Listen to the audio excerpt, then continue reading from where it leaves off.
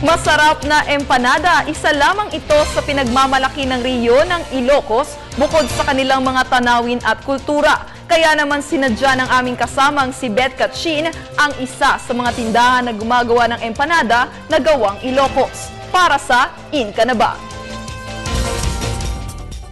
Magagandang panawin, mayaman na kultura, rehiyon na masarap ang mga pagkain. Ito ay ilan lamang sa katangian ng Ilocos. Bukod dito ay may isa pang yaman ang rehiyon na ito na in ngayon, ang kanilang napakasarap na empanada. Dahil po sa kulay niya po, nakakatakam na rin po siya, ma'am. Tapos po yung lasa po talaga niya, kakaiba po. Masarap po talaga siya, ma'am. Dahil sa kakaibang lasa ay dumami na ang mga tindahang naglalako ng empanadang ito. Kaya naman inalam namin kung paano nga ba ito hinahanda o niluluto.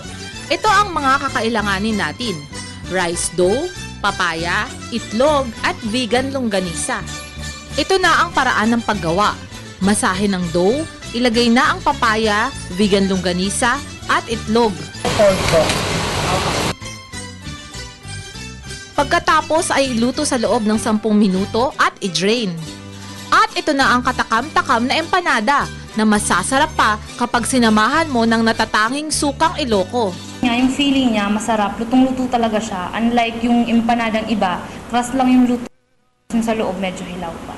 Ito talaga, in and out luto. Bukod sa empanada, matitikman nyo rin dito ang bagnet at longganisa na kapwa sikat rin sa Ilocos Region. Tunay ngang napakaraming katangian ng ating bansa at isa na nga dito ay ang ating masasarap na pagkain tulad na lamang ng bukod tanging empanada. In ka na ba? Kami, in na! Para sa Telebisyon ng Bayan, Elizabeth Katchin.